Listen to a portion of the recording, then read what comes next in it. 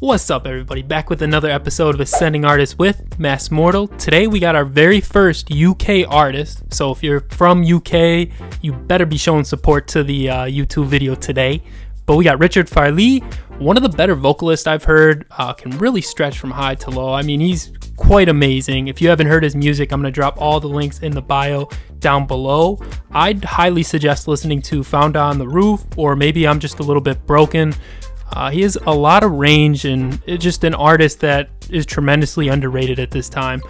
So if you're from the UK, if you're from the US, just wait for him to blow up. Before you do anything else, make sure to hit that subscribe button, be part of the Noti gang. You guys know the vibes here. Back at it again, episode number 12 of Ascending Artists with Richard Fairlie. How are you doing, my guy? First UK artist on the show. Representing for the Brits out here. Hell yeah, man. I'm good. Thanks for having me. It's exciting. Hell yeah. I'm excited to have you on. Because I have actually a decent UK following, and I find that funny because it's like, how do I get over there? And then next thing you know, I got people like, yo, I didn't even know you listened to this and listen to that. So it's sweet. Yeah. Nice. How did you get into the music industry? Well, how did I get into the music industry? Man, I can kind of start off, well, I'll do it two ways. So I started off like the budget music industry, kind of when I finished school, because I was like, right, I know I want to get into music. And at the time, the culture in the UK was very like balladeer based. It was very like Ed Sheeran, James Bay kind of culture. So I literally just went to as many open mics and gigs as I could. That's what I did on my year after school. I just gigged, I busked, I did all that. And then around my area, like Warwickshire and Brum and Leicester, there's not much going on. So I had to move to London, kept doing the same thing, did a lot more gigs, started recording a lot more music. And then I met my manager, my now current manager. He's been a day one at a Sofa show. Do you know what Sofa shows are? No, those I don't, unfortunately. They're like Sofa sound. So like they're pretty wavy. So like in every city, pretty much, they do these shows, and they're not super high profile, but they're kind of semi-ish a big deal. But some of them will be in cool venues. Some of them will be in like literally hairdressers shops in London. Some will be in like random fucking places. But I did one of their headquarters. At the time, I'd released my first ever single, which at this point in my life, it's dead to me. But why is that? I've just moved on, man. Like, okay. Creatively kind of moved on from what that was. But at the time, I was hella proud of it. Teenage me was like, whoo, made a slapper. But yeah, I met my manager there. And then at that point, I put a song out on Spotify. And then me and him worked together to put another one out. And then after it hit a few playlists, I was doing the promo on Instagram and Facebook and going ham at the time. A few labels were like interested. And then met a lot of A&Rs. And then finally like settled down with my current team at Sony Music at Columbia. So after releasing a lot of music and gigging my ass off, I kind of luckily slipped into it. So that's kind of how I got into the physical industry. Yeah. Okay. So it was a journey, I guess you could put it. A pretty interesting journey, and you're still like going on it. So that's good. Still at the start, man. So this is step one, honestly. Yeah. Still at the start. But that's how I fell into it. Yeah. Okay. Who are some of your biggest music inspirations? I'd have to say. Everyone, like, right? Not everyone. I listen to so much, man. But like right now, Machine Gun Kelly is a massive. Machine Gun Kelly, Black Bear, Iann Dior, Eris. That whole scene is a massive inspiration for like the new wave of music I'm working on now. XXXTENTACION, I love the man. Musically, he's amazing. So there's some big inspirations right now. Kid Laroi as well, Juice, all that. It's pretty American based. Dominic Fike. Yeah, it's interesting. Yeah, I was about to say American based. I was thinking you might have like a UK artist here or there, but no, they have like basically from what you said, basically American based. Yeah, I'm super into American music, and like it didn't start off that way. Like it started off with like the first bands I was ever into as a kid were like this band called The Script. They're Irish, and it's British pop, I guess you'd call it. But yeah, man, like American music. But then ever since I was like a little kid, I was obsessed with anime, right? Like obsessed with anime. Yeah. My introduction to music, right? So like I'd love Naruto, but I could never watch like full episodes because my parents we wouldn't get like all the channels, right? Yeah, so yeah. I'd hunt away on YouTube just to find the fight scenes, and it would always be like AMVs, animated music videos, and like Linkin Park was always the music, and like that's kind of what started me wanting to like pick up a guitar, to be honest. That's awesome. You know, that's awesome. I was gonna say. Yeah. It started with rock and yeah. Go on. Sorry, I'm like. Oh no, you're good. I was about to say that's just awesome that it came down to like the anime and how they do like the sound, like the sound overs almost on all those fight scenes. So literally. That's awesome. So literally, and like nowadays, like I think X is on a few of the sounds. Oh yeah, a few of them, and like it's cool. How the AMVs are still going and the music's just changing. Sick, man. Yeah. 2021, what do you got planned? Anything you got? Maybe EP coming out? Any singles? What do we got? So like it's been busy at the moment. Like January, I dropped my first ever EP. Yep. Called Maybe I'm Just a Little Bit Broken. I don't know on all streaming platforms. I'll plug yourself. Go ahead, man. And then The Reason I'm Breathing is the one I put out a few weeks ago. And that's kind of the start of the new wave, really. And 2021 for me at the moment, it's just a lot of writing. A lot of writing and getting a nice body of work together that I'm proud with, and then like rolling it out to the world slowly. Okay. Amongst making weird little merchy things on socials to like promo singles. Like I made this like FIFA team. Yep. Of everyone I've worked with and like Among Us toys. I do weird shit, but I fuck with it. Oh no, I saw that on Instagram and I was actually like looking through all those. So I thought that was dope. So bro. It's different. And that's my thing is like when I start seeing different ideas, that catches me, you know, like I'll stay there and be like, oh shit, this is dope. Yeah. So, all right. Dream collab. Who would be your like number one? I know there's probably a lot of people you want to work with, but like who would be that person that instantly you'd be like, I got to work with them? Dream collab. Dream collab. There's so fucking many, bro. That's the tough question. I'm gonna say a random one actually. Okay. Just because I'm the first UK guest, I'd say H. Okay. You know I don't know if I know H. What type of music? It's like poppy grime, but like he's from Manchester, so like he's from up north. So he's got a different accent to everyone else doing that kind of thing. Interesting.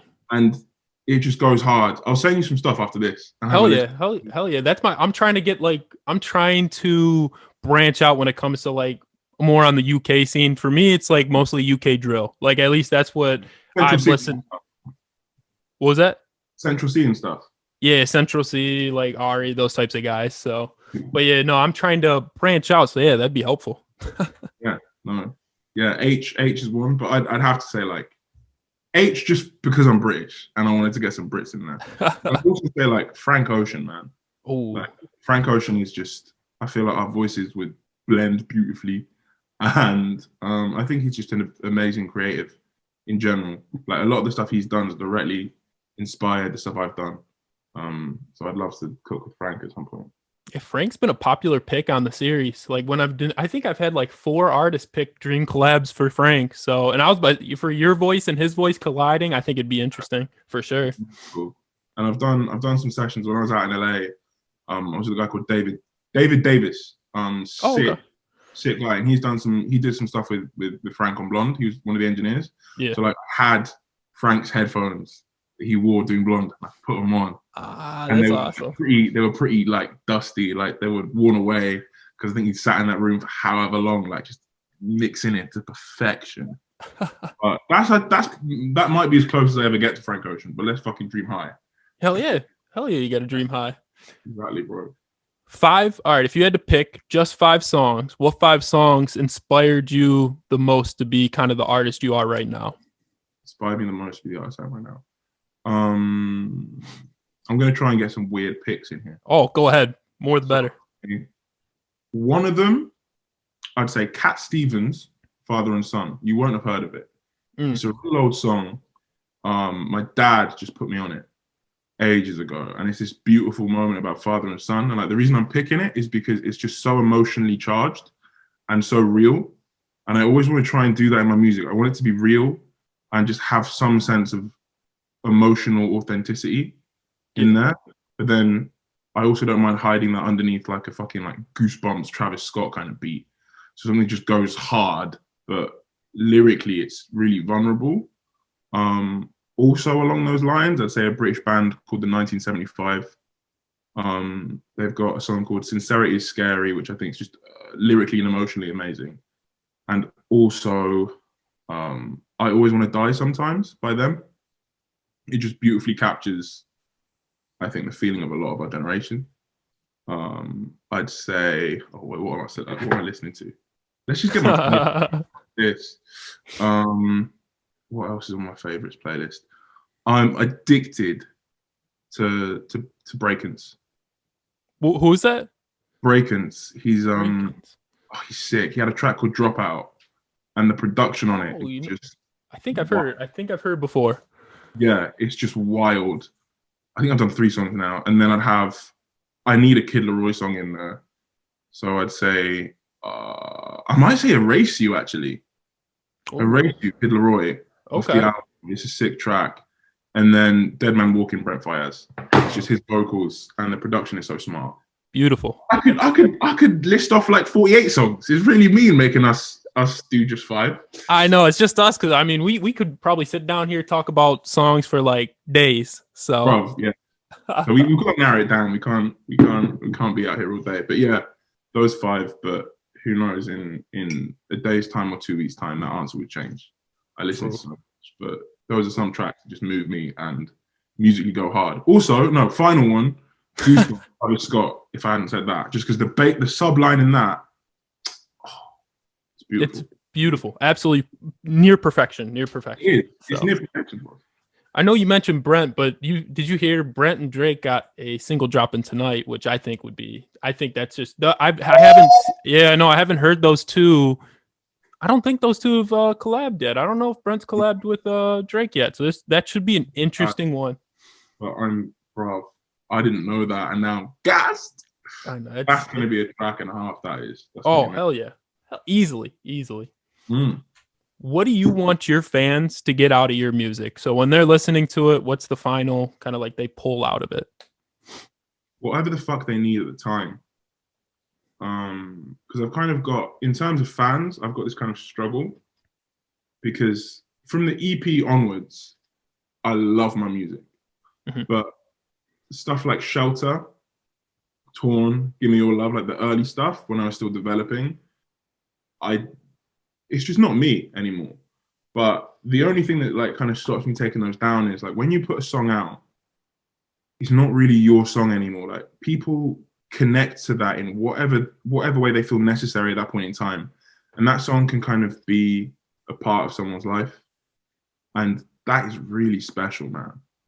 And I've had messages from people like taking the meaning of songs completely differently to how I wrote them, but it's made them feel a way, and it's made them feel like not alone and supported. And if I can do in my career anything like to an extent what YUNGBLUD's done, where he's got this community of people who are not only there for him, but they're there for each other. Yeah. I think it's so special. But yeah, I kind of want my fans to just take what they need from my music at the time. Even if it's just like, oh, this track goes hard, I don't need to read into it deeper. Or if they really want to like delve into the lyrics and find something that makes them feel, then great. But yeah, whatever they want to take at the time, whatever they need. Gotcha. Yeah, and I was about like, I want to kind of emphasis on that point where you said once you like drop your music, it's not yours anymore. That's probably one of the best ways to look at it, because I mean, after, like you said, after it's dropped, I mean, that's whatever they kind of take out of it is what they take out of it. Definitely. So that can be important to people. It can also not be important to people. That's true too. That's true too, though. Yeah. But if it is, it's their stuff. It's part of their life. It's not my job to touch it. True. Kind of a last question, I guess you could say. And I know we've had a good time, but real quick, is England winning the whole thing? I had to put that in there. I think we're gonna get to the finals. I think who are we playing? We're playing Ukraine, and then potentially like what, the Swiss or Czechs. Yep. I think we can get to the final. And then if we're playing like Belgium, they could fuck us up. Is it coming home? Maybe, but I'm really confident we can get to the finals. But the next game will be interesting because it's in Rome. It's not in Wembley. It's the first game we've played where it's not on our home turf. Ooh. So could go to shit then, to be honest. That's true too. It could be a quick 360 there. It could, but I'm saying positive. I'm saying we're getting to the finals at least. I like it. That's a good pick on that one. But hey, thank you so much for coming on. I had a blast. So it was nice. If you got anything you want to plug, let them know. I'm gonna put all Richard's like links in my bio down below. So make sure you guys hit on that as well. So man, thank you. And yeah, lots of things to plug. Just check out my Spotify, check out my music, check out my art, check out my stories. And if you fuck with it, come say hi on Instagram or like TikTok, whatever you fuck with. But yeah. Hell yeah.